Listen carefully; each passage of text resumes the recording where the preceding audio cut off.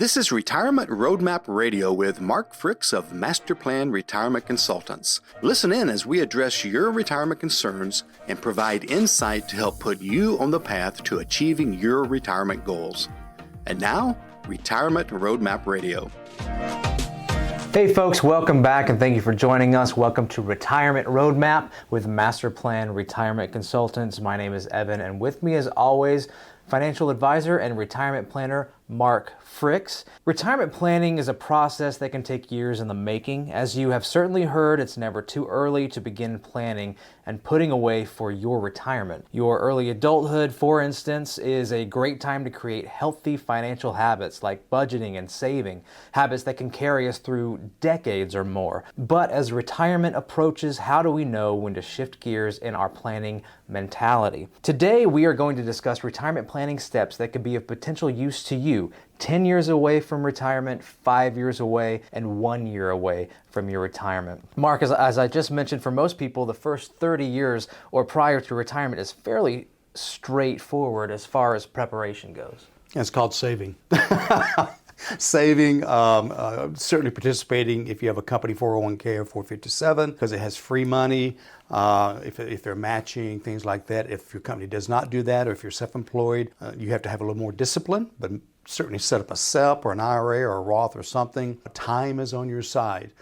And really the only other thing, Evan, as you know, is probably life insurance if you have a family that's dependent upon you financially, or someone else, or maybe disability insurance. So you're right, it is fairly simple. Just it's called taking that time and taking that discipline, and just I remember when I was younger, I was like, retirement is so far away. Why should I start now? It's just so far away. What difference will it make?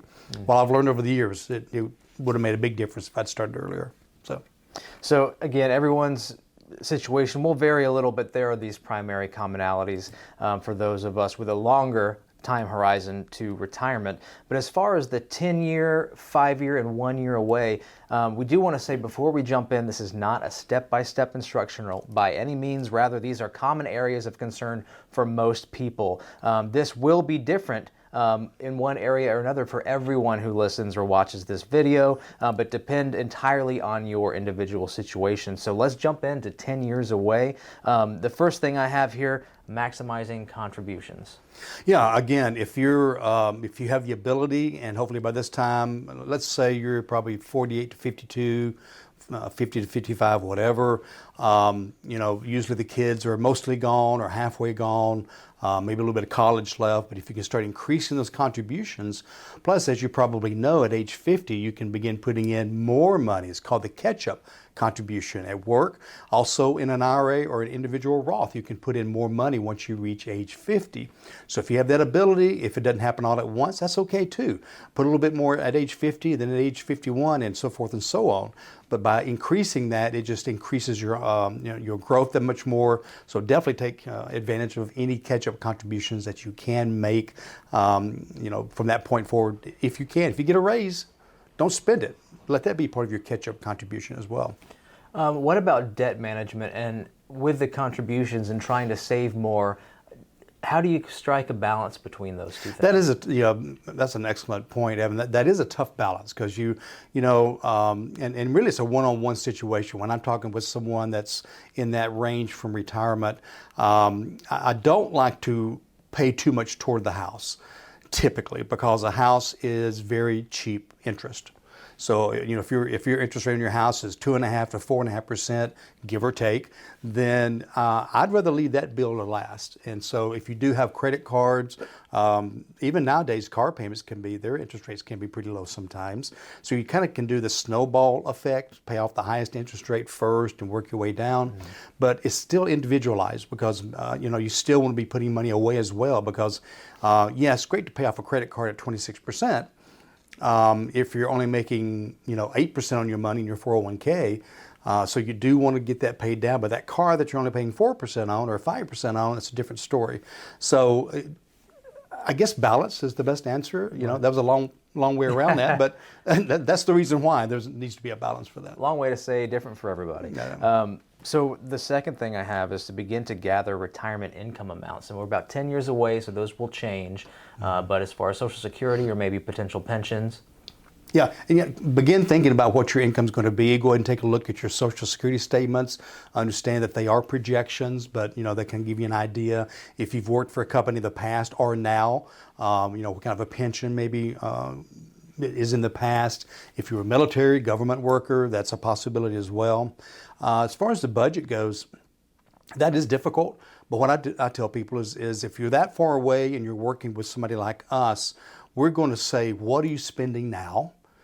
And we actually have a budget worksheet that we can send folks.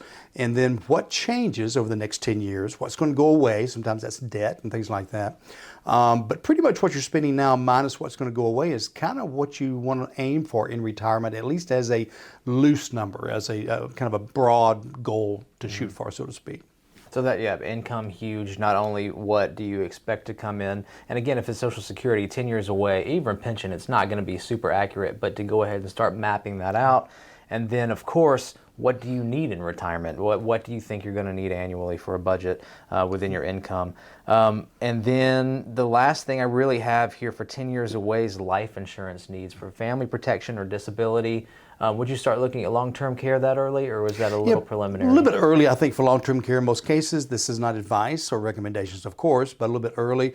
Although it's not too early to be looking at a long-term care strategy. So maybe it's not long-term care insurance. Maybe it's some other type of a vehicle or tool that we can turn into a long-term care coverage or whatever. As far as life insurance, you're at a point there. It really depends on where you're at. If you still have kids that are dependent upon you or a spouse, then you certainly might want to maintain some, but you have to also consider this, Evan. Term insurance is going to start getting really expensive in your 50s and 60s. So should you consider maybe utilizing a universal life or whole life, index universal life, something like that? Again, though, it's just based on need. Don't just, some people say, well, if I'm not working, I don't need life insurance, so I want my life insurance to end at age 62.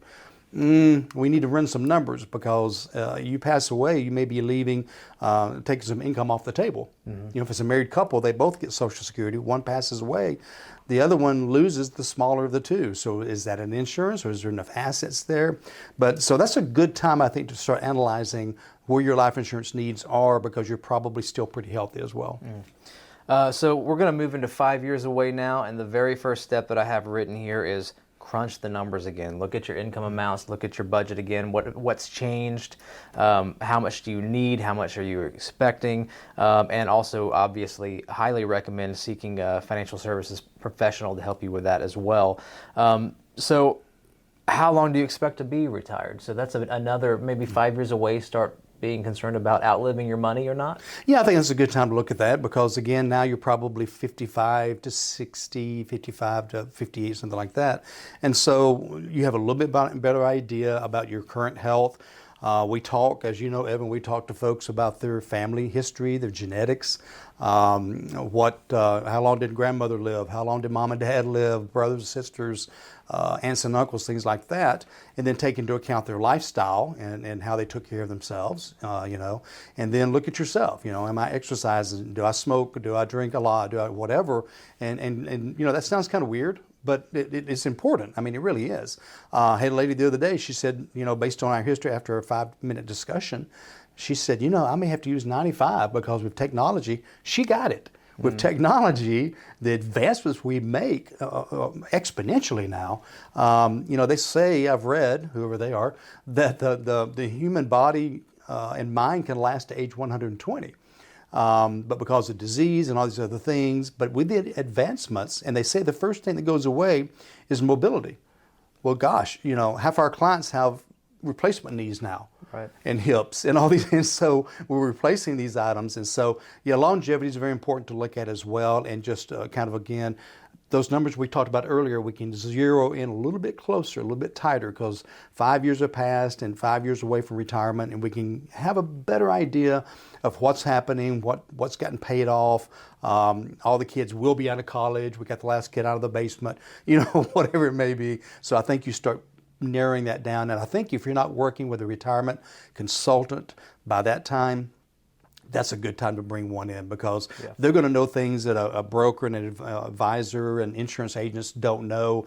They're not going to know about Social Security typically. They're not going to know about income planning, Medicare planning, long-term care planning, all these other items that come into play, as opposed to, hey, when I was 35, I just wanted to grow my money. Yeah. So a good time probably to bring some. Now, I'm not saying if you're a year away that it's too late.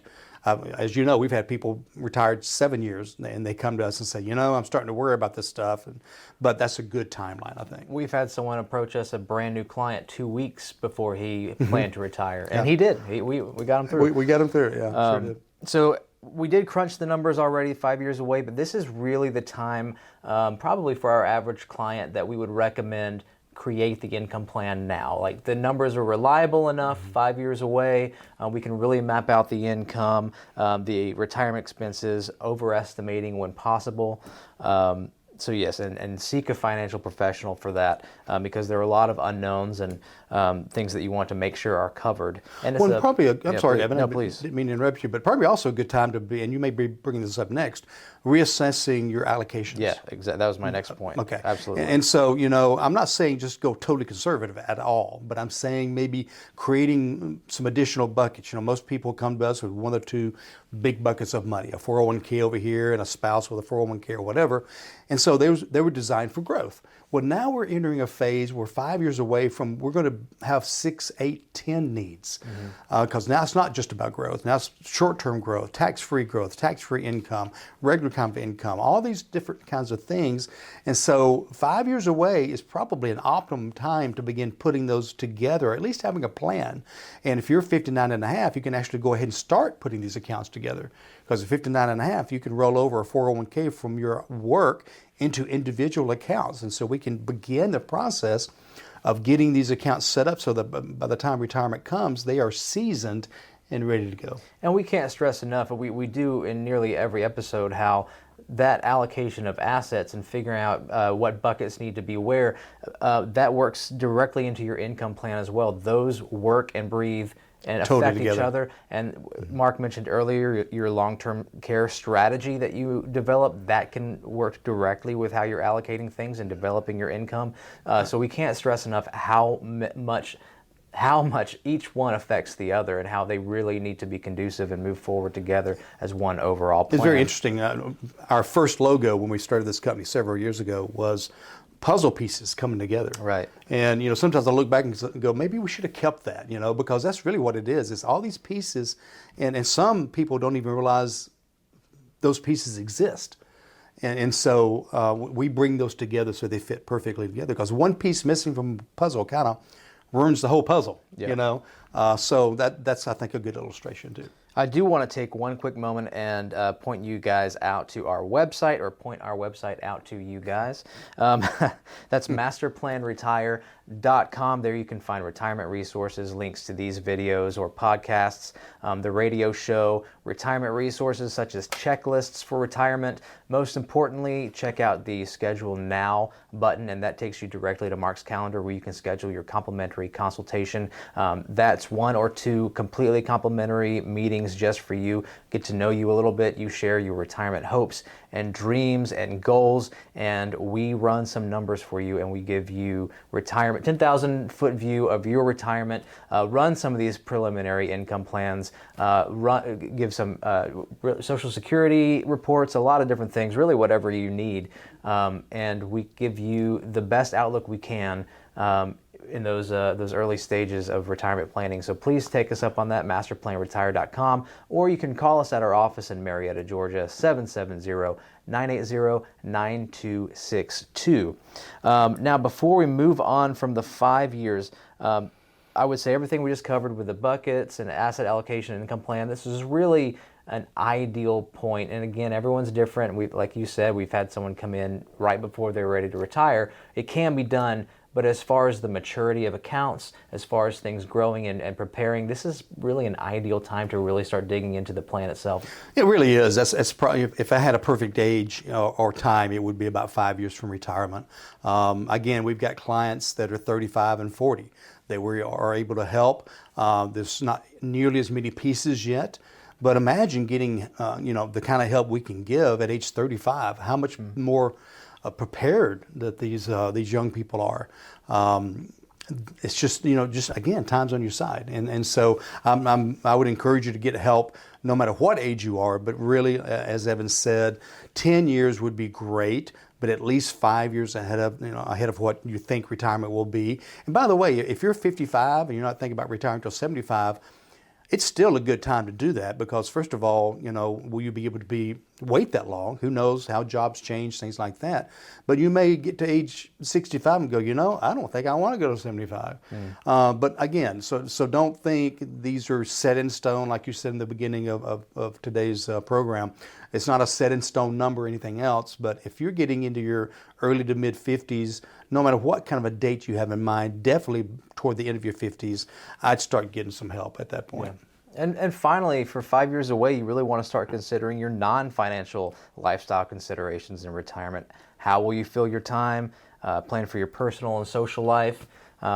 People are a lot more active in retirement than they used to be, and that's something that I think we really have to consider in our budget now. Well, and some things I asked, it was funny, I had a prospect the other day laugh when I asked this question. I said, the house you're currently in, is it conducive to aging?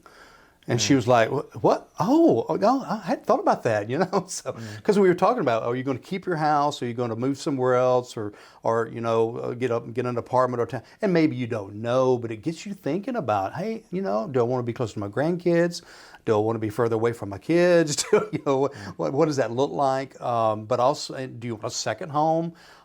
There's all these other things that come into play that people really haven't thought about. And if it's a couple, very rarely have they talked about it with each other. Right. And they look at each other and go, oh, I didn't know you wanted that, or things like that. So it's a very interesting, I used to tell people I should have gotten a secondary degree in counseling or something, because it ends up being almost like a counseling session. But that's the kind of questions that if somebody's really planning your retirement, you need to be hearing from them, because it is about, as you said, dreams, goals, but also troubles and problems that you're concerned about, or once we run the reports, what you should be concerned about that maybe you didn't even think about. Right. All right, we're 1 year away. Ooh, it's getting scary. It's so funny when we start getting close to that date. I'll ask our clients. I'll say, "So, are you excited or what?" And they're like, "I'm excited and scared." Yeah. So 1 year away, you really want to start tightening down the asset classes where you're at. Again, I'm not saying you get totally out of growth, but you certainly back off. If you've got a 401k or TSP or growth accounts, we really want to make sure that we've got them split up so that some of them are moderate, some are conservative, some are protected, all of these things. I know that 1 year away is really an important meeting. And then at that time, then we start meeting like maybe every 3 months. Mm-hmm. We'll meet 9 months away, 6 months away, 3 months away, and then right at retirement. And then a month or two after retirement, start tightening that up really, really snug so that, the number one thing people tell us that we give them is peace of mind. Because they know that this is planned out, we've been working on this, and it's ready to go. So a year away, the thing that pops into my mind is making sure all the asset classes, all the different types of tools are in place and are doing what they should be doing. Mm-hmm. Tightening up those numbers, and then once you hit that retirement date, as you said, revisiting it every few months. How are you guys doing? How's the income feeling? Too much? Too little? What's going on from there? And then also a year away, pre-retirement, exit strategy from your employer. Yeah. So that whether if you're a business owner, it's definitely a big deal. But even from the employer, I know we work with federal workers a good bit, and so we actually help them with the paperwork. There's a packet of paperwork. I've got a copy of it on my computer, so I'm able to go through with them and say, okay, choose this one, choose that one based on our plan. This is the survivor benefit for your pension. This is the kind of life insurance you want to keep with the government or not keep with the government, and we can do that with private companies and corporations as well. Let's take a look at your benefits package. People bring in that package they just got from their employer, and it's got all these different things and decisions to make, and so we're able to actually walk through that. I've even gone on the Social Security website and helped people sign up for Social Security, because they've not done it before, and this is brand new, and they may or may not be comfortable with the web, and now everybody signs up with Social Security on the web. That's the way it's done now. So it's a very much a hand-holding period. And as we get closer and closer to retirement, now we're holding both hands, and now we're probably holding them around the shoulders as well to guide them through that process. If it's applicable for your age, in and around 65, is an opportunity to learn about Medicare, educate yourself a little there. Yep. We also have consulting on Medicare, Medicare Part A, Part B. We explain what it is. It's so confusing. There's many choices, and everybody has a different choice. And what I mean by that is, I just don't go up and say, take A, B, and plan G or whatever. It's totally different for everyone. And so that's something else. It can be scary. And then the other thing too, Evan, is let's say one of the spouses is retiring and they're 65, they're good. But the other spouse, maybe they were on their plan and they're 62. What do they do about health insurance? So we guide them through that process as well. So lots of things to think about, but it's certainly, that's certainly one of the more complicated or confusing areas, I think. And if we've done a good job at the 10 and 5 year mark, then we might already know what we're going to do with Social Security, when we're going to take it, whether it's maximized, but we're getting close to pulling the trigger on maybe one of the two, if they're spousal or whatever your income need there is, but it should be written out on the income summary at that point. We should have a good idea. But just like every other part of the income summary, it is a living document, as you would. I was just thinking that it's changeable, it's flexible, whether it be before you retire, as you retire, into retirement. It's changeable based on your circumstances, based on new laws, whether it be Social Security laws, whether it be tax laws, whether it be estate planning laws or estate death tax law, whatever, it has to be changeable. And so we do that frequently. We had somebody the other day that we were planning on taking Social Security for one of the spouses and wait till 70.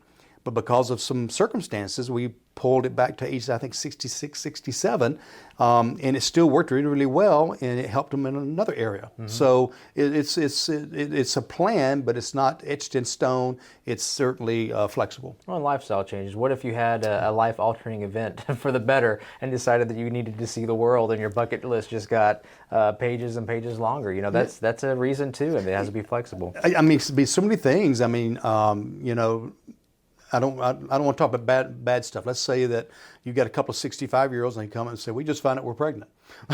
That's happened too, actually. Believe it or not, we've had that happen. You never know. So, well, then and again, just to reiterate, the changing RMDs are something to consider as well, because once you get into retirement a little bit, what are you, 73 now? Yep. We're considering RMDs. How is that going to work into your income? Are you just taking it on top of everything and then just eating the taxes, or are you going to put it as part of your income plan? There's a lot of things to think about there. I do want to thank everyone for joining us today. Remind everyone to go to our website, masterplanretire.com. Again, you can find retirement resources there, links to this radio show, our YouTube as well.